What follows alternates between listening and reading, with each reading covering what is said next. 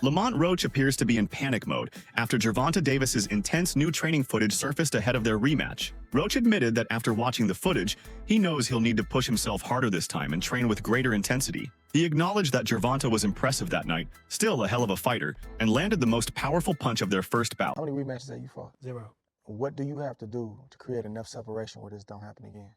Whew, that's a good question. It's going to be based on my training camp. I have to push myself a little harder. If that didn't get me the win, and I have room. I definitely have room. I'm not going to lie, I have room. You believe you fought the best Gervonta, or do you think he got some more gears? 100% for a fact. I think he might have some more gears, but I fought the best Gervonta that night. I don't want people to get it misconstrued or whatever the case may be. He's a hell of a fighter. Hell of an IQ, great punching power, good speed, and a really good boxing ability. A lot of people underrate that. Don't think because of what I did, y'all think y'all can just go in there and think y'all can have the same night, you know what I'm saying, or do the same thing. He still will go upside your head and crack you, and you know what I'm saying, you might end up on the floor.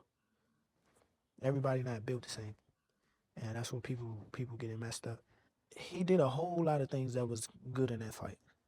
A whole lot. And I'm telling you right now, if he wasn't as good of a fighter as he was, that would have been, you know what I'm saying?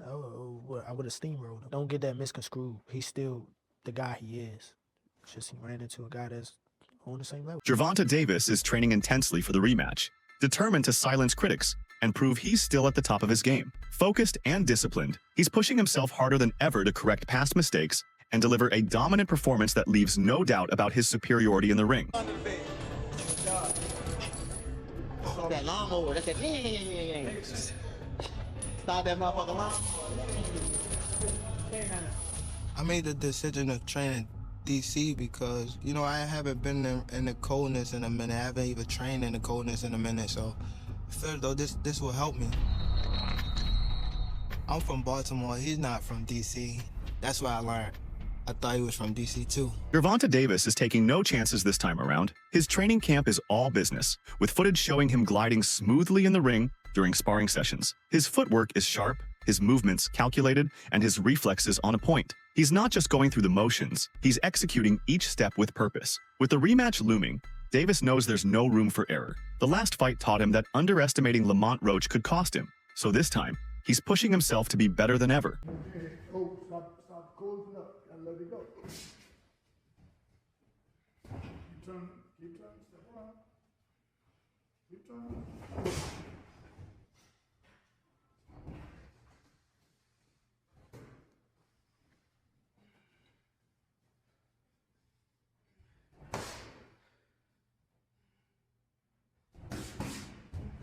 Beyond the finesse, Davis is also bringing intensity. In another clip, he's hammering the sandbag with explosive force, each punch thrown with real intent. It's clear that this isn't just routine, it's personal. The first fight ended with too many questions and too much noise from critics. Davis is preparing like a man who's not just aiming to win, but to dominate. He wants the rematch to be decisive, and his training reflects that hunger.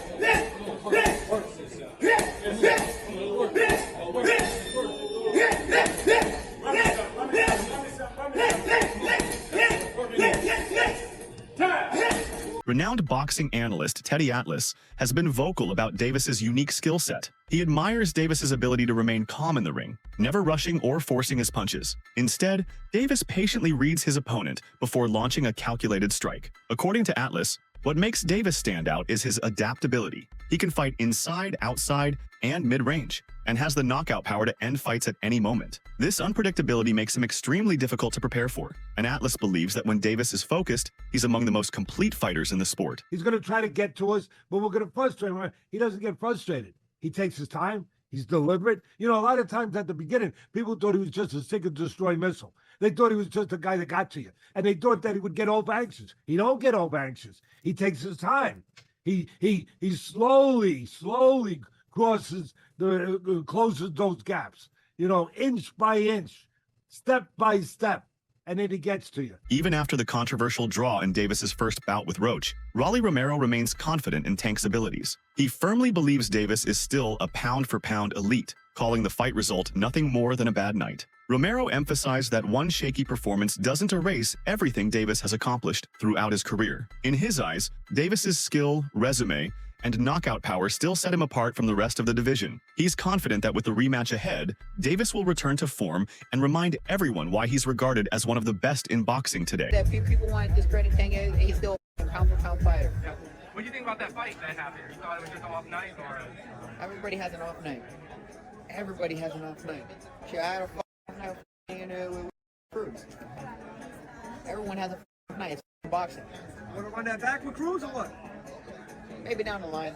One thing that clearly separates Gervonta Davis from many of his opponents is his raw knockout power. Unlike fighters who rely solely on high output or technical finesse, Davis has the ability to end a fight with a single, well-placed shot. Observers have noted that he doesn't need to force the action. His power becomes lethal once he settles into a rhythm. In contrast, while Lamont Roach showcased impressive technical skill and composure in the first fight, he lacks the kind of explosive finishing ability Davis brings. Many believe that as soon as Davis finds his groove in the rematch, the pressure and power he applies will be too much for Roach to handle, possibly ending the bout before the final bell. Back because Gervonta Davis is a puncher. So the extra aggression, you have to manipulate it little by little. You know, you have to instigate the extra aggression little by little. You have to get your timing in there. You have to get my pushback. And also, this is a southpaw. A southpaw sometimes takes a round or two extra to sort of get their timing, get your distances, because every southpaw is a little bit different. Right now, granted, they know each other, they fought in the amateurs, but it's still a lot of years away.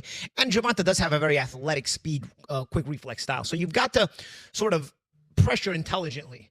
But while I have said in the past, and I still believe this, that Roach doesn't have that special thing like where he's got really fast hands or a really powerful punch, he still has what I also said in the past, a very good IQ. He's very well trained and very intelligent. His thought process in the ring has a great sense of positioning and a great sense of understanding of where he is in the ring and how to react off that. Could he be a little aggressive, more aggressive? Sure, but you got to keep in mind that you're fighting a puncher who's coming from the southpaw stance and coming from the southpaw athletic angle. Personally, me, especially knowing what has been said about Gervonta behind the scenes for years that nobody brings out, and it kind of brings to light why they keep matching him with 15 and 20 to 1 underdogs. There is a rumor that behind the scenes, the Gervonta, there's a lot of bitch in him. There's a lot of front runner in him. If you push him, he will break, he will fold. It starts to add up because Lamont is from the D.C. area. They kind of know this. They grew up around him. They fought in the amateurs. His father, who's his coach, has coached Gervonta in fights. So that thing sort of comes to light where it's been held back from the public with the limited opposition level that Gervonta's fought. Boxer Jaron Ennis weighed in on the fight and said while Davis didn't control the fight entirely, his early rounds were effective. Many fans forget that Davis landed solid shots and controlled the pace early on. Ennis stressed that the first match has led to more conversations about Davis's image than his actual performance. The rematch gives him the opportunity to quiet the noise and remind the world why he's still considered a top-tier fighter. For Gervonta Davis, the rematch with Lamont Roach goes beyond just settling the score. It's deeply personal. The controversial draw in their first bout shook his pride and raised questions about his standing among boxing's elite. Davis knows his reputation took a hit, and he's determined to fix that. This fight isn't just another event on his calendar. It's a mission. He's training with unmatched focus, pushing himself harder than ever, because he wants to eliminate all doubt surrounding his performance. I gotta ask you about fights. Gervonta Davis draw with Lamont Roach. People looking at it as controversial because of the whole knee. What do you think of the fight? It was a great fight. You know, I had it 7-5 tank, or you can make it the draw. But I feel like Lamont, he did good. He did a great job actually. You know, I just don't think he did enough to pull it off. You know, and I feel like people was overlooking what Tank was doing in the first like 5-6 rounds. You know, he was like boxing and frustrating him a little bit. You know, but Lamont, like I said before, Lamont did a great job. You know. Yeah, some people had it Tank, some people had it draw, some people had it Lamont.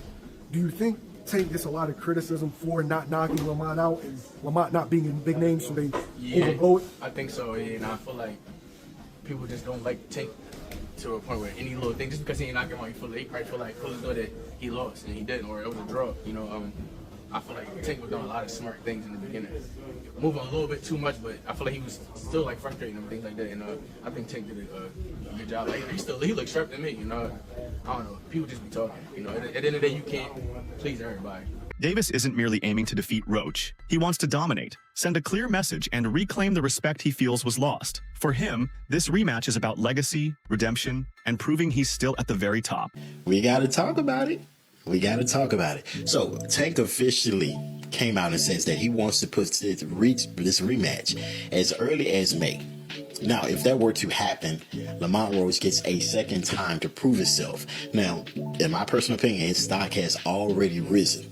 He is already notable. The fact that he went toe-to-toe with Tank on a decision that ended in a draw, whether he loses this second fight or not won't even matter.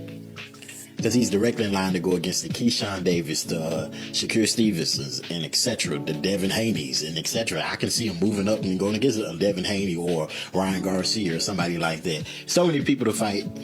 Lamont Roach has definitely proven himself. But let's talk about something else. And that is the hairstylist situation. In my humble opinion, I believe she should have been quiet. As a hairstylist, there was nothing for you to say. There was nothing for you to say. No fan in boxing was gonna look at them like, I don't want to braid my hair. No one would have said that. But she hurt herself when she came out and publicly made multiple claims on all his receipts that no one needed, no one asked for, saying, oh, this had no grease or oil in it. No one cares. No one cares. Nobody even believes it. Sometimes it's best to remain quiet. But you guys let me know in the comments. Should she have remained quiet, or should she have did what she did, which is spoke up? You let me know. After the first fight, Teofimo Lopez noted that Davis seemed somewhat abandoned by parts of the boxing community. The draw created doubt around him, and some began questioning whether Davis had lost his edge. Lopez pointed out that Davis is now fighting not just Roach, but also the perception that he's on the decline. The rematch is a test to see if Davis can rise above that narrative and win back public confidence. I know a lot of people, look what they did with Gervonta too. I want everybody, all these young fighters that are listening to this, and you could clip this. It's a short part right here. I got you. To Ryan could clip this right here. To all you young fighters, look at the amount of love they were giving and sharing to Gervonta Tank Davis prior to the fight. Look at what all the reporters were doing prior to the fight.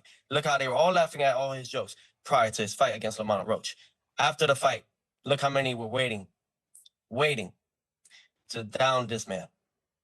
Down him. See, I'm going to talk my smack with Tank, but that's because I want to fight him. That's me.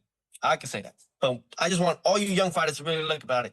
They don't care about us. Yeah. They won't ever care about us. When you're winning, they're going to be there. But they're waiting for any moment to slip up. Just a man, even a draw, look how much hate he got out of it. Yeah, not to get deep, but, you know, it's a part of our psychology. We